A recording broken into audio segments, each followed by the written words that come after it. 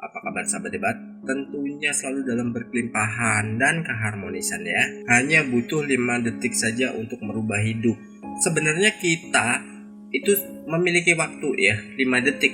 5 detik dihitung mundur, bukan 5 detik dihitung maju. Jadi semacam dari 5, 4, 3, 2, 1. Itu akan memicu sebuah energi yang sangat luar biasa. Tapi kalau kita menghitungnya dari 1 ke 5, itu biasanya membuat kita ini malah drop.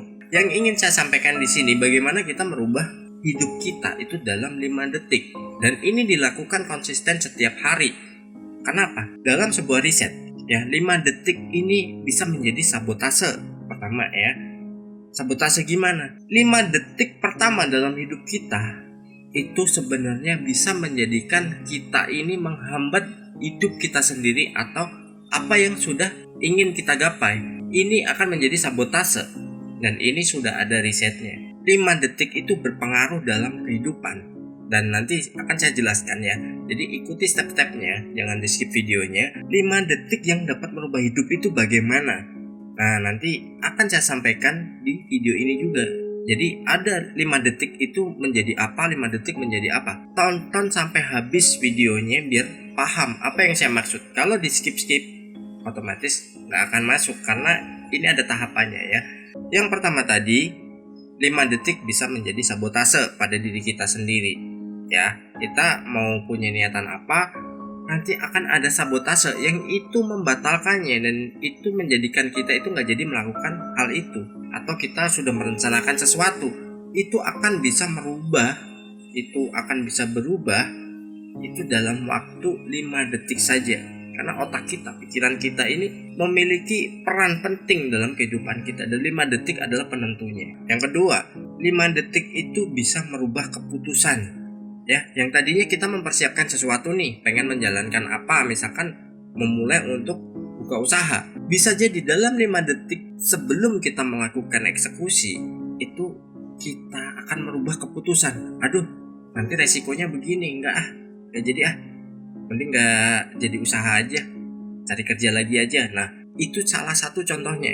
Karena apa? Kita akan dalam 5 detik putusan itu bisa berubah dari otak kita, dari pikiran kita. Dan ada satu hal yang perlu kita tanamkan pada pikiran bawah sadar kita. Dan nanti kita bahas di video ini ya. Nggak langsung saya bahas di sini. Saya ngasih tahu dulu sisi negatif dari 5 detik yang kita alami. Ya, 5 detik itu kapan sih terjadinya? Terus nanti bagaimana sih menerapkannya 5 detik?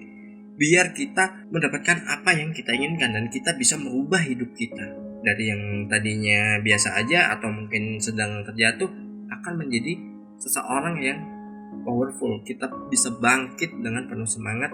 Terus hidup kita akan berubah. Nah, 5 detik ini akan menjadi sebuah penentu. Yang ketiga nih, penentu bagaimana? Penentu akan kehidupan kita mau seperti apa. Itu harus ada di pikiran bawah sadar kita. Nah, 5 detik ini kapan sih kita memulainya? Ya, sebenarnya kalau menjadikan penentu itu kita mulai saat berada di tempat tidur. Ya, kapan itu? Saat mau tidur atau setelah bangun tidur. 5 detik ini adalah saat kita terjaga dari tidur kita. Saat kita bangun dari tidur kita, 5 detik pertama dari saat kita bangun tidur, kita harus memikirkan atau kita melakukan sesuatu yang kita inginkan. Contoh, kita pengen usaha kita atau jualan kita itu laku dengan omset sekian dalam setiap hari. Itu tanamkan.